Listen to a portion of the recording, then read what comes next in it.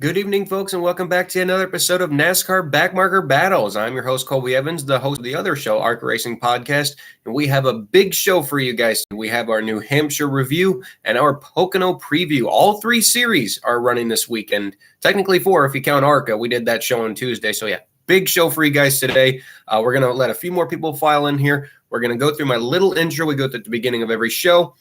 And we will get right into the NASCAR action. So you guys know the drill. Follow me on social media, Start and Park Car on Twitter for all ARCA tweets, news and notes, NASCAR low budget team crap, all that fun crap you guys know I usually tweet. Like and subscribe to the channel. Turn on that bell for notifications so you guys never miss a podcast when we go live. Super chats are open, by the way. You don't have to send a super chat, but if you want to support the show, more than welcome to. Well, more than welcome to. And, of course, check out theracingexperts.com for all NASCAR media-related content. So let's get right into it, shall we? We had New Hampshire. Personally, not one of my favorite tracks on the circuit. Not necessarily boring racing. It's just, I don't know, not much happens in my opinion. It's never been one of my most popular tracks. I've never raced it on a video game. I just find the track a little boring. Yes, I think the part that is cool about the track is the multiple grooves. You can run almost all the way out to the wall, and you can run all the way under the white line and nearly clip the grass. So I like that aspect of the track. But overall, the track itself has just never really interested me. Kind of sad they don't bring the Truck Series here anymore. I actually thought the Truck Series was overall the best series for a track like this. New Hampshire really fit the Truck Series. It really fit the way that the vehicles drive. I felt the best. Kind of missed the Truck Series that no longer comes to New Hampshire. I know there's a lot of guys in the Truck Series that wish the Truck Series would return to New Hampshire as well. So we just had the two series here. We had just the two series. Xfinity and Cup. We'll go ahead and get started off with Xfinity. The 2023 Am Better Health 200, one of the more odd names of the year. Am Better. I thought it was Amber Health, but it's Am Better Health. We had 39 cars on the original entry list. The oddball entries were as follows. Again, not many of them for a track like this, but we did have a couple. Kyle Weatherman was back in the 4. Both JD Motorsports cars were pretty much unsponsored this weekend, so it was kind of a tough weekend for them. Mason Massey looks like is going to be kind of the primary driver of the 08 going forward. Austin Dillon was in the 10 for Colleague. Joe Graf Jr. was making one of his starts for Joe Gibbs, I should say. Connor Mosack was back in the 24. Patrick Emmerling was in the 35, of course, of his modified background. It's not shocking that they'd want him in that car because he could get that car a good run. No Jeffrey Earnhardt this past week for Alpha Prime, as he has some sponsorship issues. So it was Ryan Ellis in the 43, Raja Caruth in the 44, and they put Greg Van Alst in the 45. CJ McLaughlin was in the 53. Chad Fincham in the 66 team were back after withdrawing from Atlanta. Dawson Cram in the 74 and Alex Laban in the 91. Later in the week, due to potential weather on Friday, the 74 team withdrew. Also because they might have also realized they weren't going to make the race. Considering last year they didn't show a lot of speed with Bobby McCarty, and they probably wouldn't have made the race this time. So that left the 38 cars that were remained entered in the show.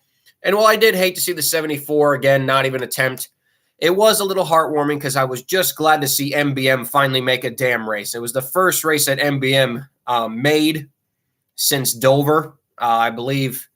Let's see here. That was race number, at minimum, that had to have been almost 5 or 6 races ago. Or since Portland, I believe. Since Portland, not Dover, Portland. But either way, it's been a long time.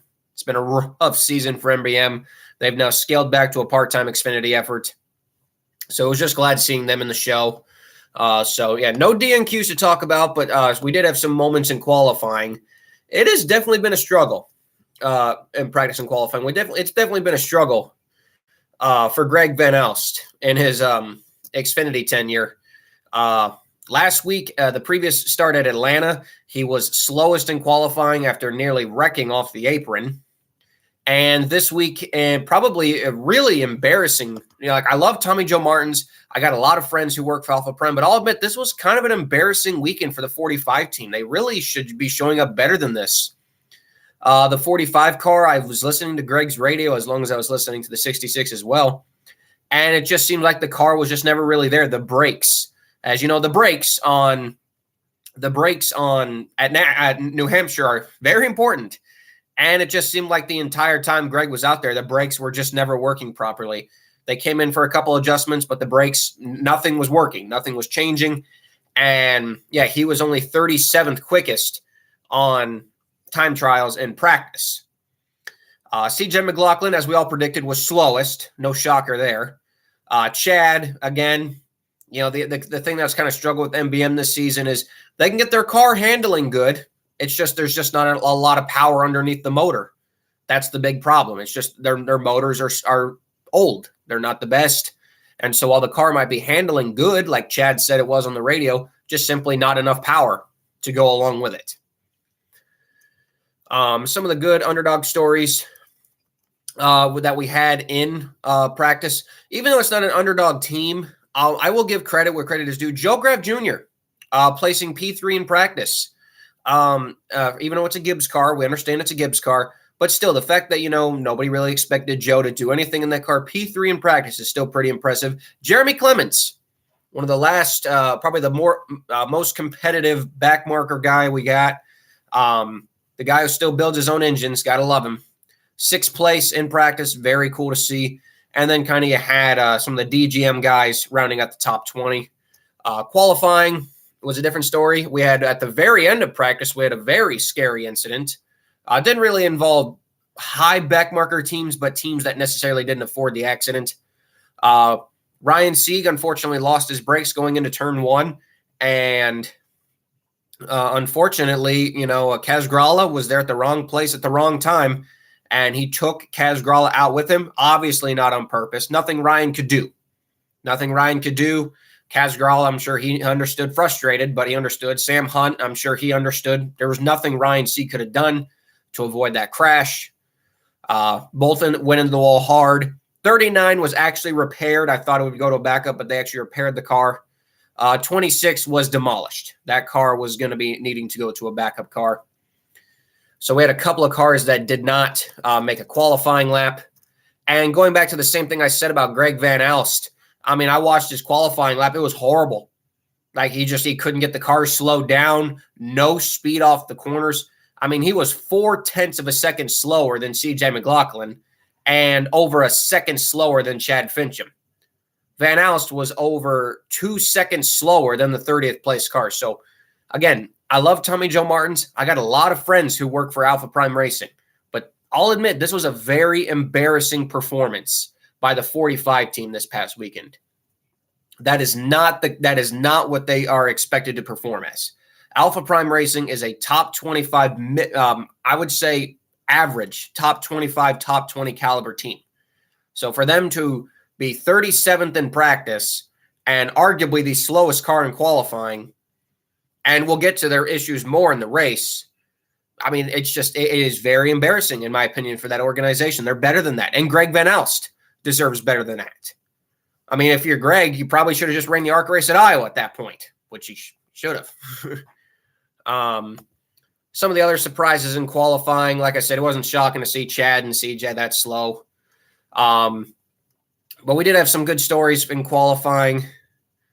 Jeremy Clements was still able to hold out to 16th. Joe Graff Jr., like I said, even though he was P3 in practice, 19th in qualifying, still not the best. But I will say, for JD Motorsports, being both cars pretty much unsponsored, 23rd and 24th. And it really goes to show you, man, when you can get the right drivers in some cars that aren't quite there, it really goes to show you just how far you can go. Guys like Brennan Poole and Kyle Weatherman, you know, even though your cars are unsponsored and you have limited money on tires, you got two really talented guys in there, and they get the most out of that equipment. And that's why I'm glad Brennan Poole found another full-time ride. Kyle Weatherman, he's kind of searching all around the place, but glad that he's still got a ride in the sport. Now, note, I was at the ARCA race at Iowa all day, so I missed a lot of this. But I did go back and kind of watch the review shows. And right out of the gate, the first thing I noticed was the 45 made 17 laps. So I actually went back for that, and I watched the whole broadcast, skipped through the commercials, so it wasn't that bad. But, I mean, seriously, Van Alst, I mean, nothing. I mean, it was complaining the whole race on the radio about brake issues and just the car was not right. Arguably one of the slow. They had gotten ahead of the 53 at that point and the 66, I believe. But, yeah, they pulled off in 17 laps. Literally the 45 made less than 25 laps, I believe like 25, 30 laps the entire weekend. That's not good. And like I said, Tom and Joe Martin's team, Alpha Prime, they're better than that. They know they're probably better than that. And I feel bad for Greg Van Alst because so far his 2 Xfinity performances this year have not been very good. And I don't think it's a reflection of Greg Van Alst's talent because he kept complaining of the car being too free at Atlanta and he just lost it. And then here, I think this was more of an issue on the team. But so far, Greg Van Alst's first 2 starts have not been very good at all. It would actually go bad to worse for Alpha Prime Racing as an issue with the oil line. On the 44 of Raja Carruth, took out the 44, the car that has arguably had no luck at all this year for Alpha Prime. So for Alpha Prime Racing, 2 of their cars finished 38th and 37th.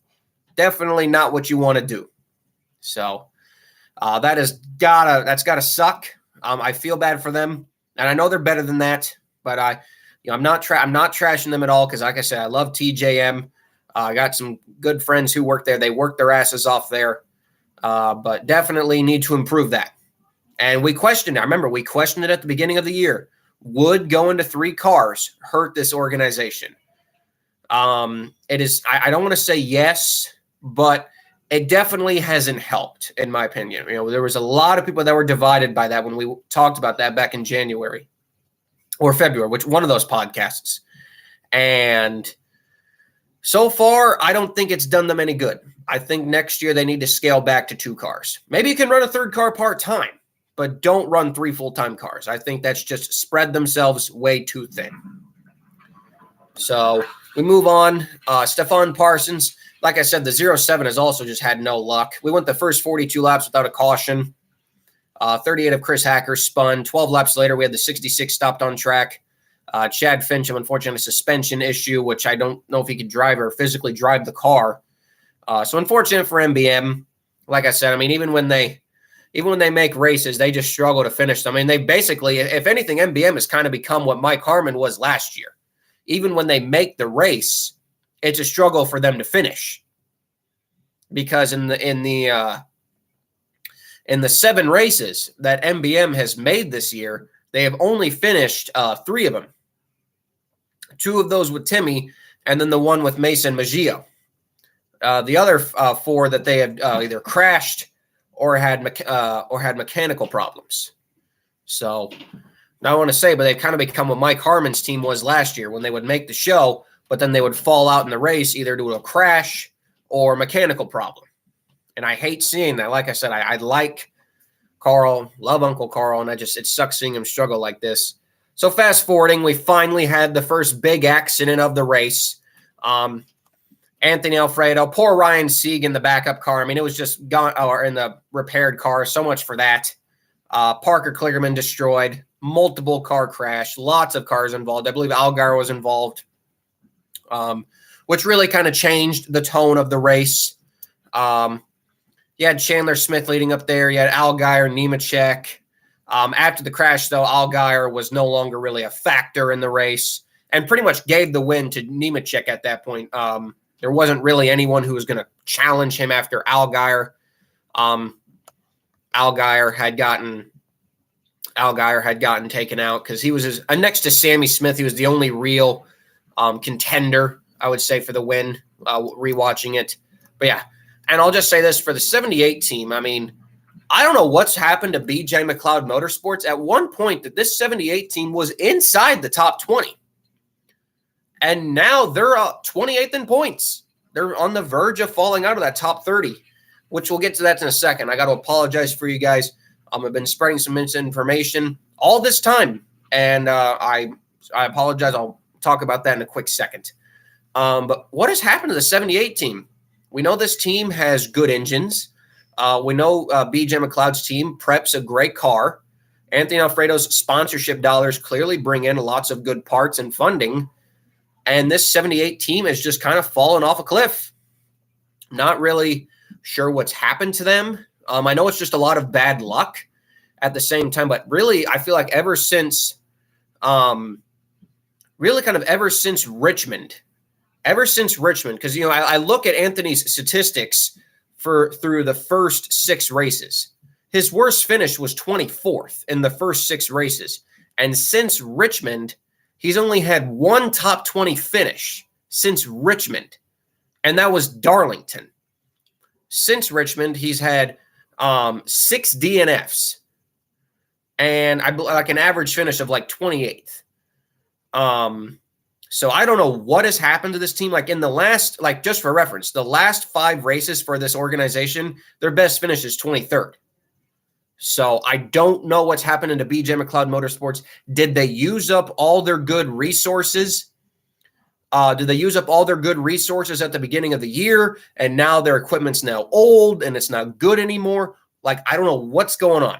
But this 78 team looked to be playoff contenders. I'm not even kidding you.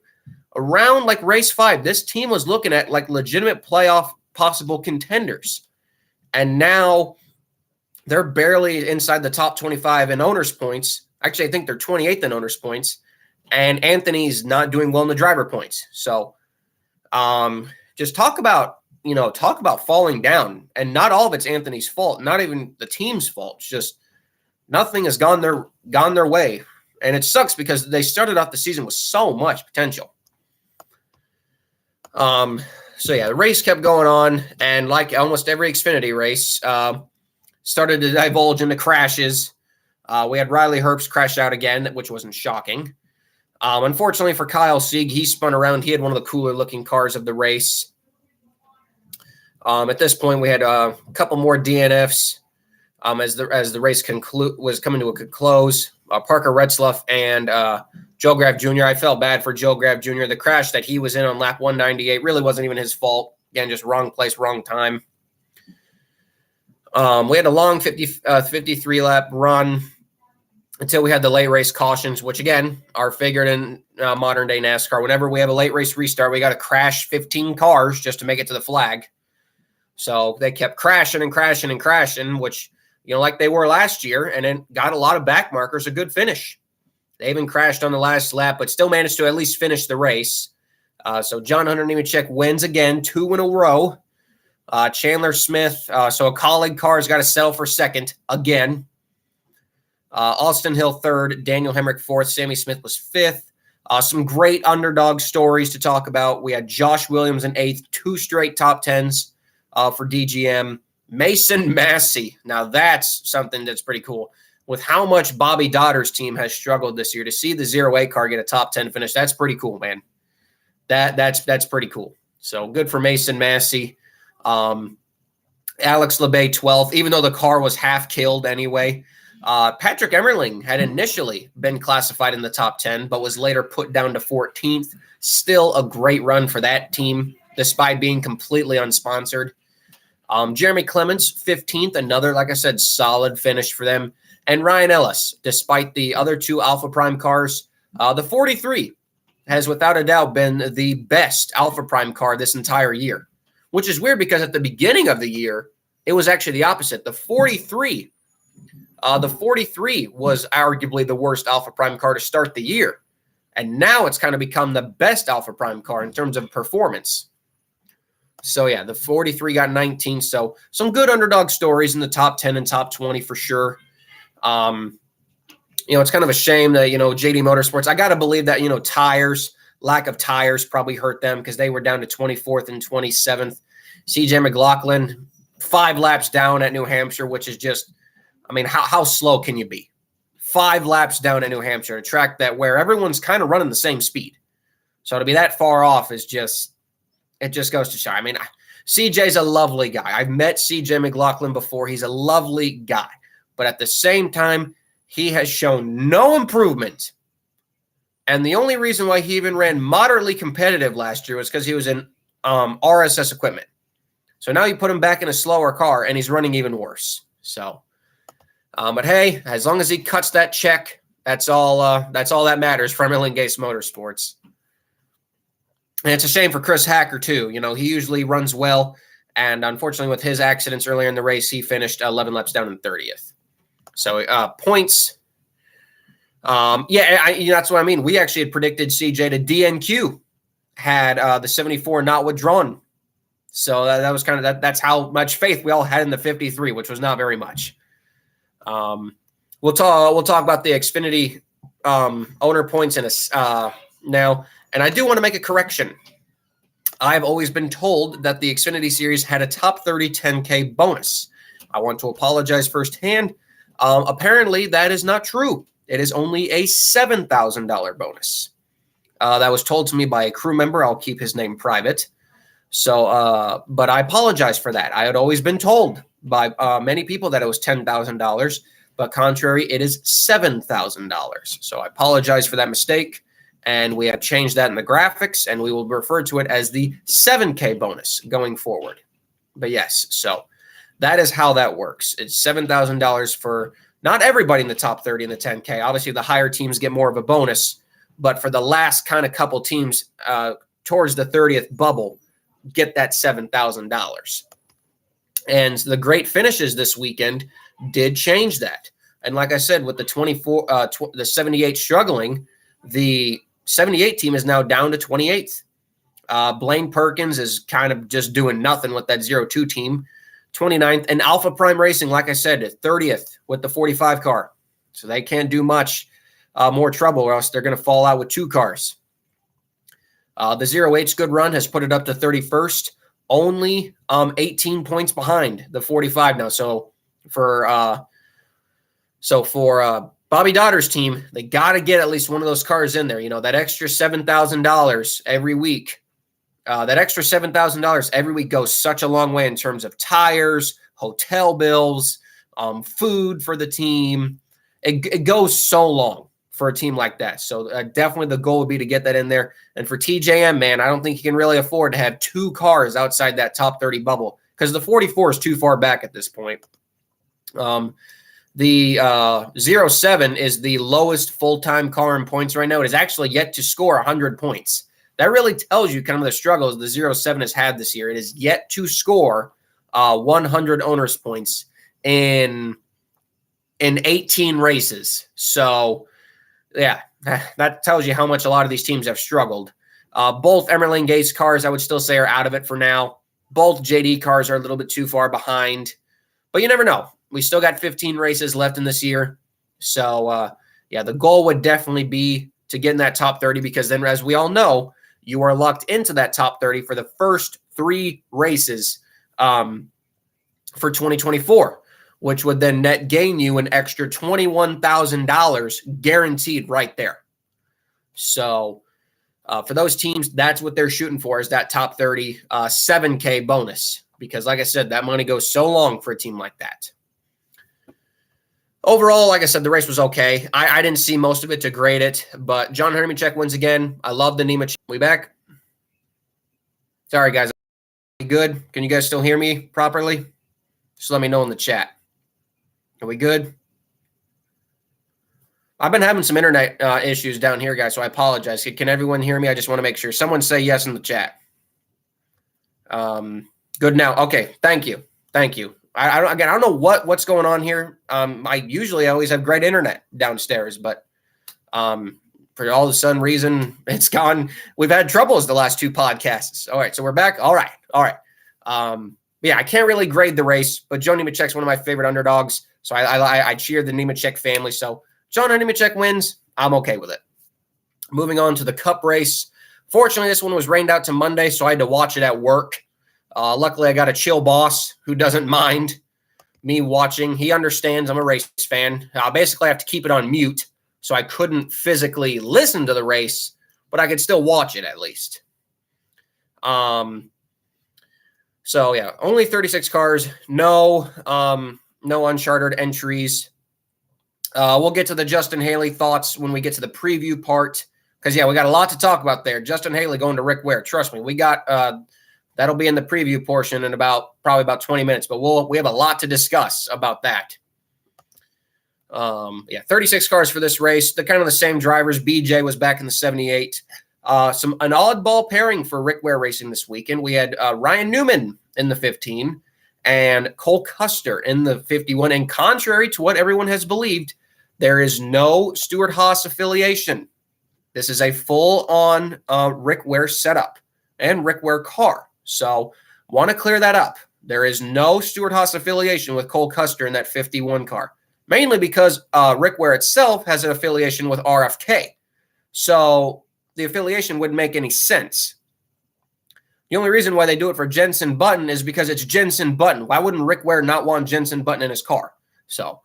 But yeah, to clear up that confusion, there is no SHR alliance when it comes to Cole Custer driving the 51, which really makes what he was doing before he crashed that much more impressive. So as the race started, Truex, as we knew it, he would be dominant here. He pulled away from the field. Noah Gragson, god dang, I'm not the biggest Noah Gragson fan. I'm not the biggest Noah Gragson fan at all. I think his ego can sometimes come off as a little childish. Hell of a race car driver. But it is so sad seeing him run this bad. I mean, how can Legacy Motor Club, how can this team be this bad? They are behind Rick Ware Racing on speed and are barely running faster than the 78. For the first 30 laps of this race, the 42 was running the exact same lap times as the 78. Both Rick Ware cars were consistently faster than him by multiple tenths of a second. It is so sad to see this. And I get it. Chevrolet is not giving them any support. And I get it. They're going to be in Toyota next year. But holy crap, are they not doing themselves any favors whatsoever? I understand the move to Toyota might gain them a couple more positions. But man, you're losing any fanfare you got. And you can just see it in Noah's interviews. He sounds like such a defeated man. I mean, it's sad. It is so sad to see because we know he's a winning race car driver. He dominated Xfinity last year despite not winning the championship. He won all those races. And he's literally running for 33rd every week at this point. He's lucky to run 25th on a good day. So that was just so sad to see in the beginning. Also a rough day for Corey LaJoie. He would go to the garage, would finish the race, still holds his finishing the race streak alive, but he went to the garage for a lot of the race. Kind of gloss over this race a lot more.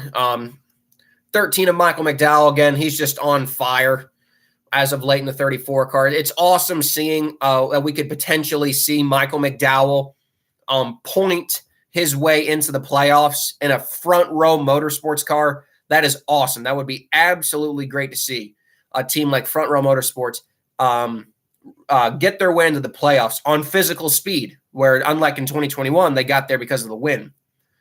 And honestly, I would love to see McDowell in the playoffs because compared to 2021, this team's got a lot more speed. And I think with what they could do in the playoffs, I wouldn't write them out in the first round. Obviously, they're not going to win the championship, but I would not be shocked if Michael McDowell would make it to the round of 12 easily because he's got the talent. Just always he doesn't have the car under him. That's the problem. So yeah, no real, nothing overly shocking in the race. Probably the most action point of the race was seeing Eric Almirola crash out while leading, mainly because his pit crews kind of screwed him over. Poor Kyle Busch. New Hampshire has not been kind to him. Crashed on lap 71. Ended his day. New Hampshire has just not been kind of. Kyle's won at New Hampshire, right, but not very often. So he finished last. Cole Custer, man, I feel for Cole Custer. He took like I said, full Rick Ware setup car to as high as 21st. He had passed two of his teammates from Stewart-Haas Racing, two of his teammates. And while running 21st, he clipped the wall. And unfortunately, with how sensitive these cars are, he bent the toe link. And I'm not sure if Rick Ware Racing didn't have a spare one or they didn't finish or they didn't finish the job in time, but the 51 was done for the day. So what could have been a great run 2 weeks in a row, unfortunately, has now led to 2 disappointing finishes, which has severely hurt the 51 in the owner's points. And we'll talk about that more on the preview show for Pocono, why that was extra important. Yeah, the race continued on. I mean, there's no reason to talk about the lead. I mean, no one was going to catch Truex. Even the people who were leading the race, Truex was right there the whole time. Ryan Newman, he kind of struggled a lot in this race, didn't really show the speed I thought he would show. And, it's hit or miss with these Rick Ware cars. One of them will always be good. One of them will always be bad. Very rarely will both Rick Ware cars actually be running well. Usually it's one or the other will be doing better than the other. Very rarely do they both run good. So it looks like Ryan Newman kind of got the dud car for the week. This is arguably one of the better races for Ty Gibbs. I think it's one of the first lead lap finishes for the 77. I think that's got to be their only third or fourth lead lap finish of the whole year. But for Ty Dillon, that's an accomplishment. 26th. They've really gained on the top 33 charter battle last couple weeks. Noah Gragson in true Noah Gragson fashion. He's got to crash out. He crashed out in turn 1. Despite some late race cautions, Martin Truex Jr. would go on to win. Though I will say, had there been one more lap, I think Joey Logano may have gotten there. So Martin's kind of lucky that there was only 301 laps. Eric Jones, despite spinning in the race, still came back to finish 11th. Michael McDowell was 13th. Ricky Stenhouse Jr. was 18th. Todd Gillen was 21st. That was kind of the good underdog finishes. Ty Dillon 26th, which is actually pretty good for that team. B.J. McLeod, Ryan Newman was 30th. B.J. McLeod was 31st. Noah Gragson down in 32nd. Corey LaJoie did get back out on track, passing the 51 of Cole Custer, relegating him down to 35th. Like I said, it was okay. Not my personal favorite track, like I said, but I'll give it a solid rating. Just not one of my favorite tracks. So I'm not going to diss the race. Just like I said, not one of my favorite tracks. But yeah, like I said, talking about the top 33 charter battle, we'll get to that. Well, again, we'll talk about it more when we get to the Pocono preview portion. But this 51 is back out and the 42 is back in. But like I said, we'll talk about that more when we get to the preview show. So now we get to Pocono. Now that New Hampshire is behind us, we get to Pocono. Yes, the tricky triangle. The track that says it's got 3 turns, when in reality it's got 5. I still can't tell how many turns this track has. Some people say 3, some people say 5. I've heard some people say 7. It just doesn't make any sense to me. But you know what? It's got a unique layout. It's fast. It's dangerous. And it's probably one of the last tracks on the NASCAR schedule that has that unique factor to it. So I can appreciate a track like this. I really, really can. All 3 turns are different. It's one of those tracks that's you don't know what kind of race you're going to get. No matter what kind of package that they bring, every race there is different. So it's one of the few things I can appreciate about a track like Pocono. And I thought last year's race was okay. Again, I think it was the first race on it, so we don't know how to expect. But I definitely think this year's race will be better. The drivers know the car more. They're going to be more aggressive. So yeah, I think it'll be a lot better for sure.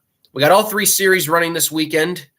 The truck series, we'll start off with them. The CRC Brake Lean 150. We got 39 trucks here for 36 spots. Now note, we did have quite a few trucks that were going to show up but did not. The 30 of On Point Motorsports was originally going to show up. They did not. The 46 of G2G was going to show up, but they did not as well. Likely because of the big entry list, and they didn't think that they were going to make the show.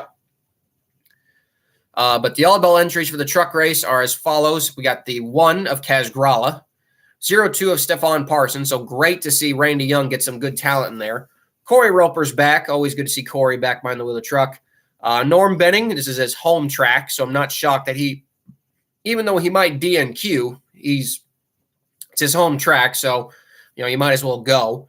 Austin Hill in a rare truck start for Spire Motorsports. The 20, which is still TBA. I'm not sure if we've had a drive. Wait, no, I think Chad Chastain. I believe Chad Chastain will be in the 20 truck. That's right. Chad Chastain, I think, is in the 20. Stephen Malazzi in the 22. Brian Dowsett in the 28, the FDNY truck. Josh Rayom is back in his 33 again. Caden Honeycutt, and arguably one of the better opportunities of his career. He's driving a 4th Nice truck. Wouldn't shock me if he runs the best out of all of the Nice trucks. Tyler Hill's back in the 56 for Timmy Hill.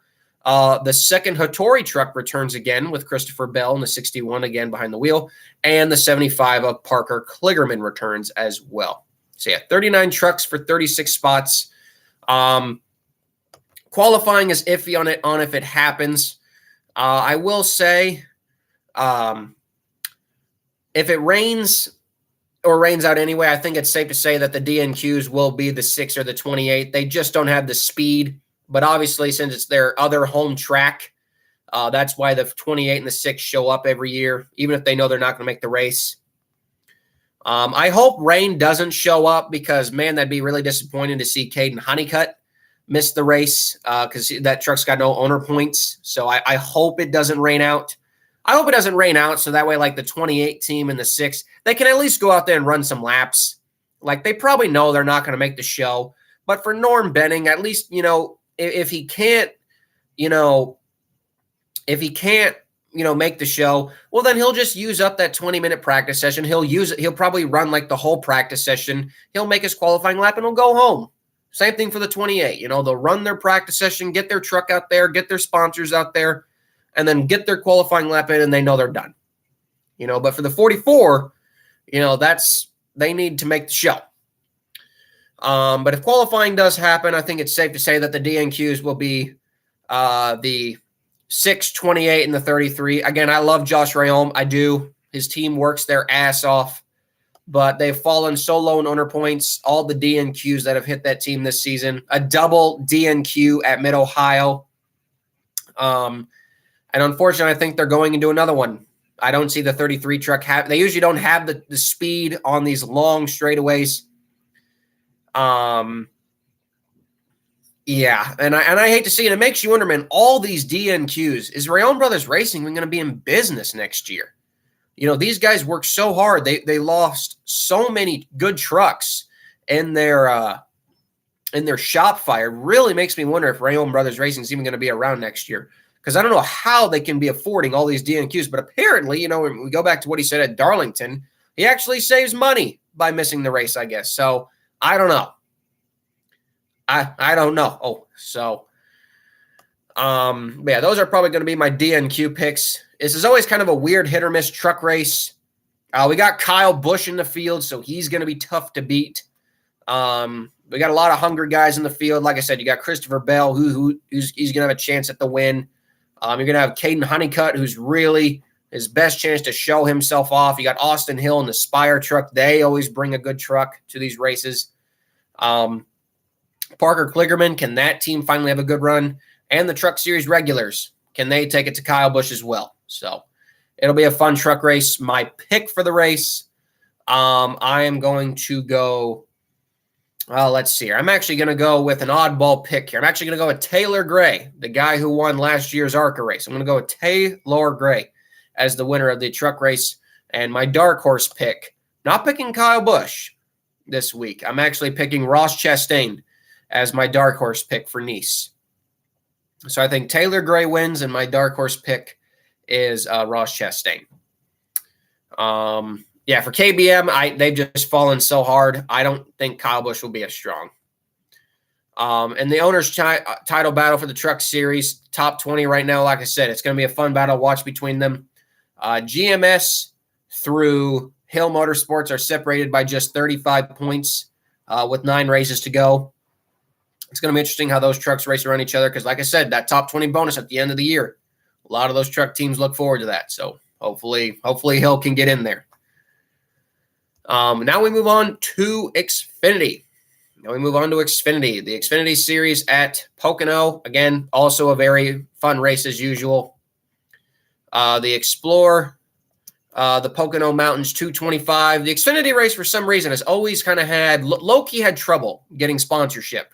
They always kind of called it the Pocono Green 250 or the Pocono Party in the Poconos 250 or 225. I don't know why they shortened the race. It used to be 100 laps. Now it's just down to 90. Don't really understand why they had to shorten it 10 laps. But hey, whatever works for them, I guess.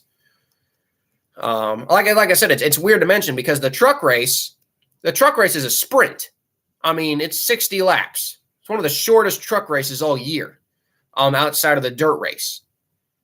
So, and this is one of the shortest Xfinity races of the year at only 225. One of the shorter races of the Xfinity series at only 225 miles. But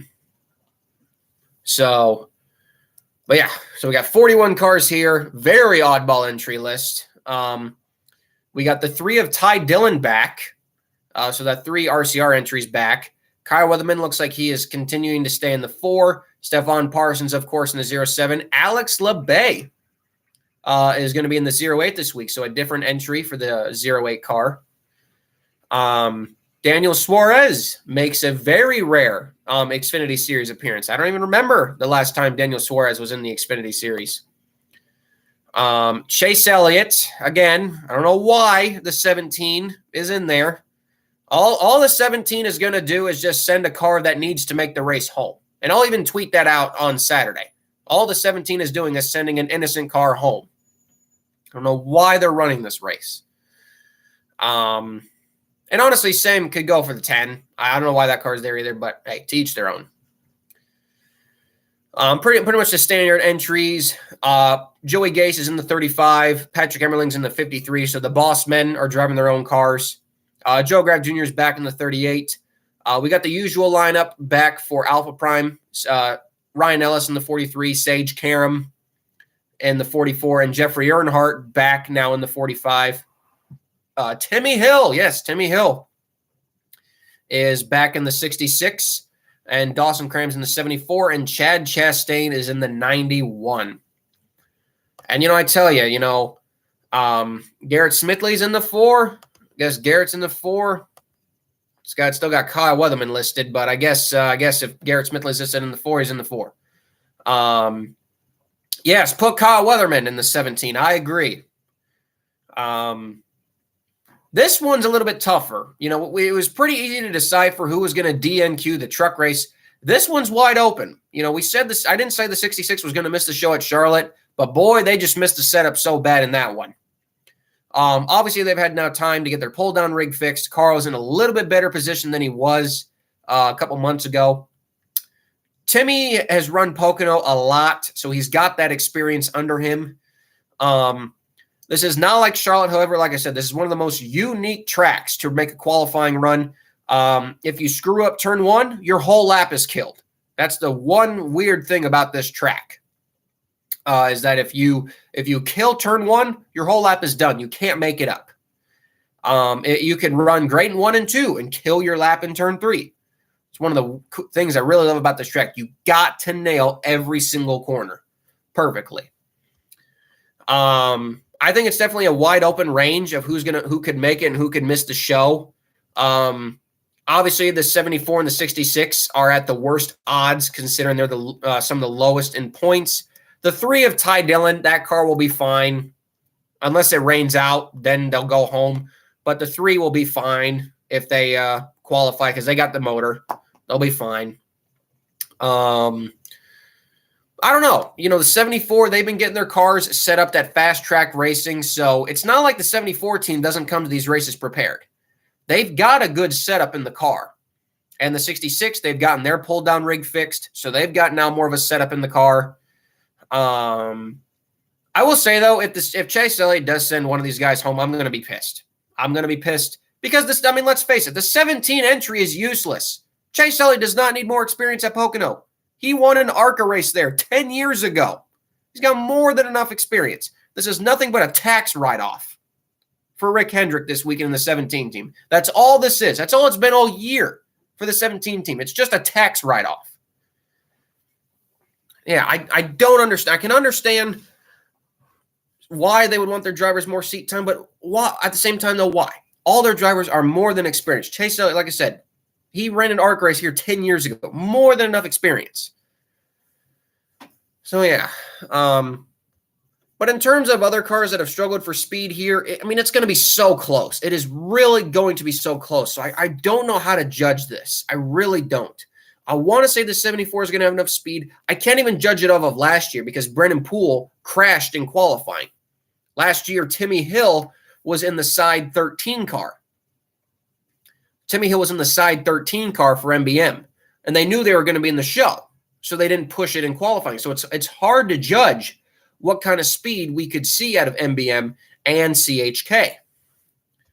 And for other such teams as the 07, this is also a track where, we could see a possible DNQ for the 07 of Stefan Parsons.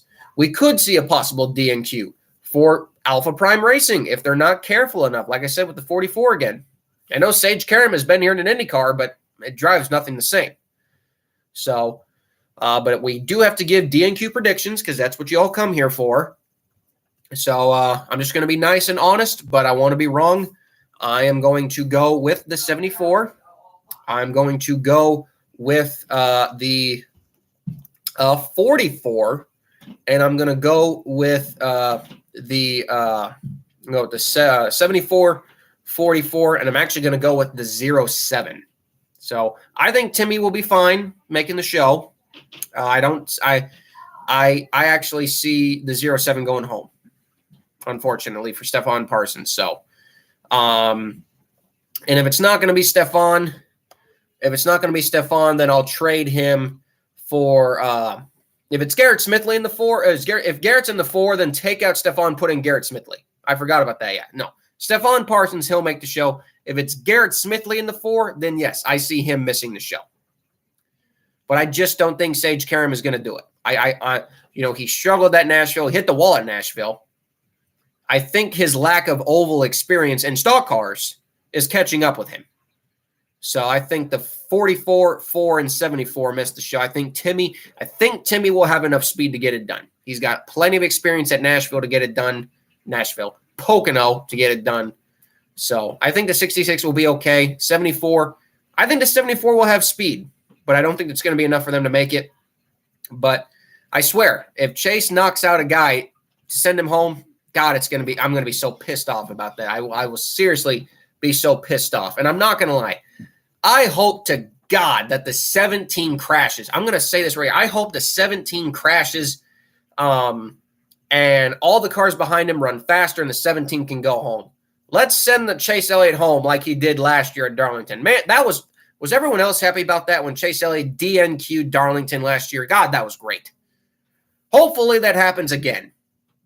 Hopefully Chase can DNQ again. That would be awesome. I will cheer to the ends of the region if Chase Elliott DNQs this Xfinity race because this entry is useless. Like I said, it's nothing but a tax write-off for Rick Hendrick. So that's the Xfinity race. I mean, you can kind of tell I'm not the biggest Chase Elliott fan. Don't really like him that much. Yes, like Dylan in the chat, wishing Chase Elliott a very merry engine failure. I agree. I get it. Yeah, fine. We don't want to pray for crashes. Fine. But maybe an engine failure on his qualifying run. We'll go with that. I just don't want to see that 17 in the show. It's a useless entry that we know is probably going to steal a win from an Xfinity regular. So, yeah, on that note, we move on to the Cup Series. The 2023 HighPoint.com 400. Good to see High Point, sponsor of Chase Briscoe, stepping up to sponsor the race itself. Again, usual, the 36 entries. But we do have some Cup Series news to talk about. In terms of the open car ranks, we could potentially be seeing our first 40-car field of the year at the IMS road course. It was announced that Brody Kostecki, yes, the former driver in the Can-Am Pro Series East. I don't know where else he driven. Oh, yeah, that's right. He's also drives in the supercars with Shane Van Gisbergen. Again, if I botch his name, sorry. But SVG will call him. They race in the supercars together. They will be racing on track in the Cup Series. The 33 for Richard Childress Racing is back. Brody will be behind the wheel of that car. And, of course, SVG will be back in the 91. And Kamui Kobayashi will be in the 67 for 2311 Racing.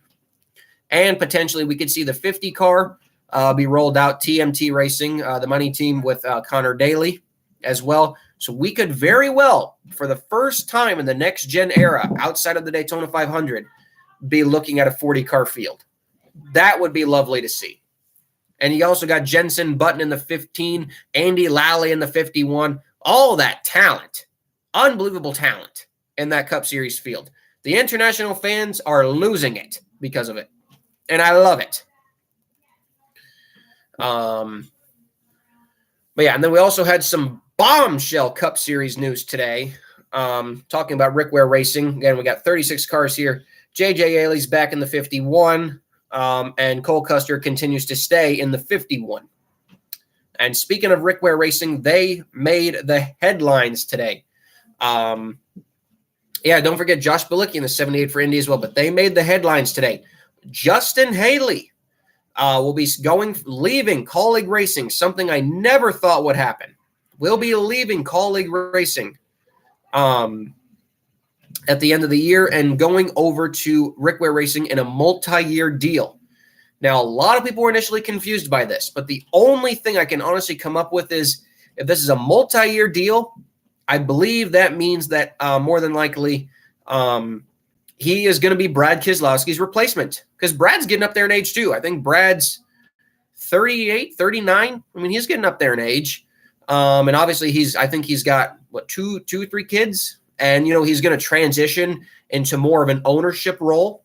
So I would more than likely bet that Justin Haley's the leading candidate to replace Keselowski. That's why he's going to Rick Ware Racing for a couple years. We also know that RFK is helping Rick Ware Racing. So for all the people who don't know why this makes sense, I can only understand. That's got to be the only reason why.